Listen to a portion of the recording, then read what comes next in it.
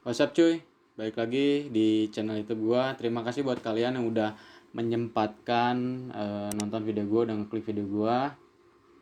Terima kasih banyak. Pada kesempatan kali ini gua bakalan membahas tentang ritual-ritual yang dianggap mistis ataupun mengerikan di seluruh belahan dunia. Mungkin untuk zaman sekarang ritual ini sudah tidak digunakan lagi, tapi ada pun beberapa yang percaya itu sebagai tanda kepercayaan mereka kepada Tuhan mereka. Nah, mungkin langsung aja bakalan gue bahas beberapa ritual yang dianggap mistis di seluruh belahan dunia. Here we go, turn off the light.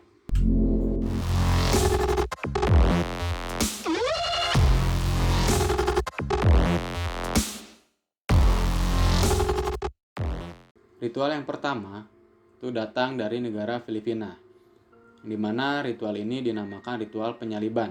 Ritual ini biasanya dilakukan oleh masyarakat Filipina menjelang hari besar Kristiani, yaitu Paskah.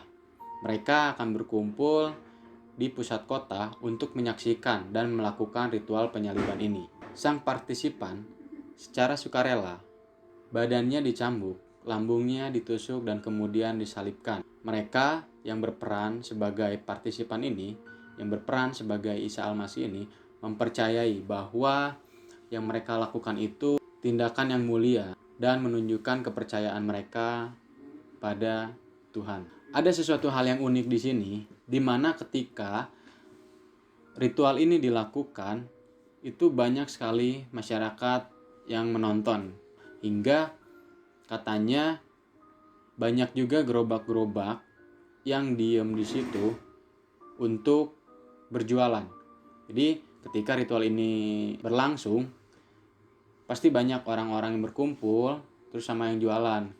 Katanya sih yang di situ ketika mereka jualan di situ pasti dagangan mereka laku gitu loh. Sebetulnya sedikit creepy ya, dimana ada ritual menyiksa diri sendiri itu, tapi di situ ada yang jualan gitu loh. Kayak kita tuh nontonnya kayak nonton apa gitu ya, kayak nonton atraksi atau apa, padahal ya itu ritual mereka gitu loh. Cerita yang kedua ini datang dari kota Karnataka, di mana kota Karnataka ini tepatnya berada di negara India. Setiap tahunnya masyarakat akan berkumpul di pusat kota Karnataka. Mereka akan menyaksikan sebuah ritual yang dilakukan oleh seorang pendeta, yang dimana pendeta ini akan melemparkan seorang bayi dari ketinggian 30 kaki atau sekitar 10 meter. Nah, dan katanya ritual ini tuh dipercaya meningkatkan kesehatan sang bayi dan juga menambahkan rezeki bagi keluarganya. Tapi kayaknya untuk zaman sekarang gak mungkin ya dilakuin. Soalnya baratnya seorang bayi itu dilempar di ketinggian 30 kaki atau sekitar 10 meter itu tuh sangat apa ya gitu loh. Kebayang gitu loh kalau misalnya zaman sekarang masih ada.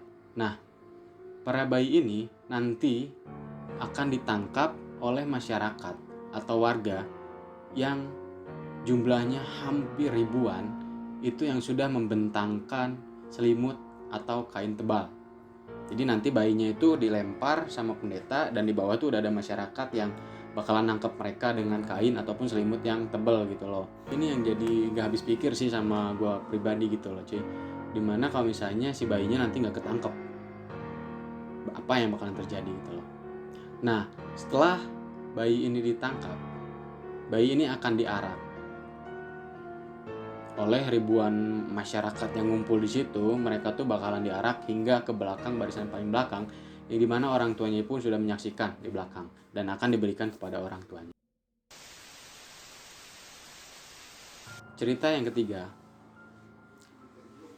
itu menceritakan tentang ritual kerasukan setan ataupun iblis, yang dimana ritual ini menjadi suatu perdebatan yang tidak pernah berujung. Namun terdapat sejumlah tempat ibadah yang menyetujui proses pengusiran setan atau iblis ini, ataupun juga disebut sebagai exorcism. Biasanya Ritual ini dilakukan oleh orang-orang yang memang dirinya itu kayak ya sukarela lah gitu loh. Ya gua mau sih gitu loh. Sukarela sebagai partisipan dalam ritual ini. Setelah mereka melakukan ritual ini selesai, si partisipan ini, si sukarelawan ini itu akan mengalami suatu kerusakan mental ataupun fisik. Dan pada akhirnya hilang kendali, lalu mereka akan melukai dirinya sendiri.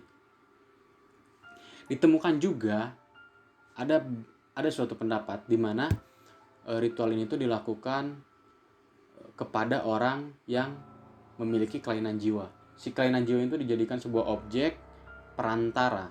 Tapi pola yang dilakukan ini sama orang normal gitu loh. Namun yang berbeda di sini yaitu ketika nanti kalau orang normal ini sudah melakukan ritual ini, dia akan didoakan, dipulihkan kembali lalu sembuh. Tapi yang sangat kejam di sini adalah jika nanti si orang yang memiliki kelainan jiwa ini sudah selesai melakukan ritual ini, dia akan dibiarkan begitu saja.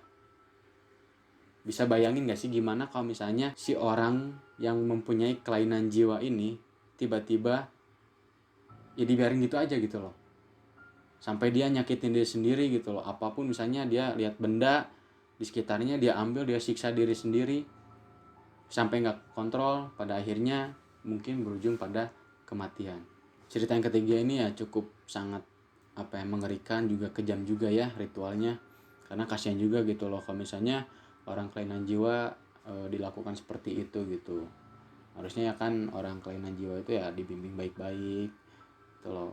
Lagian anehnya masyarakat setempat yang menyaksikan, yang nonton ritual ini tuh nggak kasihan gitu ya sama orang yang udah kelainan jiwa terus dimasukin sama setan atau iblis. Tiba-tiba setelah ritual ya dia dibiarin gitu aja sampai mungkin akhirnya dia meninggal gitu. Cerita yang keempat datang dari seorang tokoh yang dulunya terkenal pada tahun 1960-an, yaitu Charles Miles Manson. Yang dimana Charles Miles Manson ini dianggap sebagai immortal ataupun manusia yang bisa hidup abadi, hidup selamanya gitu loh. Jadi dia itu dipercaya sebagai manusia yang bisa hidup selamanya. Hal tersebut itu berkat tindakan keluarganya yang merupakan pengikut ajaran sesat. Keluarganya menganggap Charles Miles Manson ini sebagai Tuhan dikarenakan saat Charles atau Manson ini menyampaikan sebuah pencerahan yang dimana pencerahan ini membahas tentang perang suku. Nah, perang suku ini dinamakan Helter Skelter. Ini akhirnya Helter Skelter ini dijadikan sebuah judul lagu oleh band ternama di Eropa yaitu The Beatles. Setelah ia melakukan pencerahan itu, ia pun menyebut bahwa hal tersebut adalah suatu awal dari akhirnya dunia.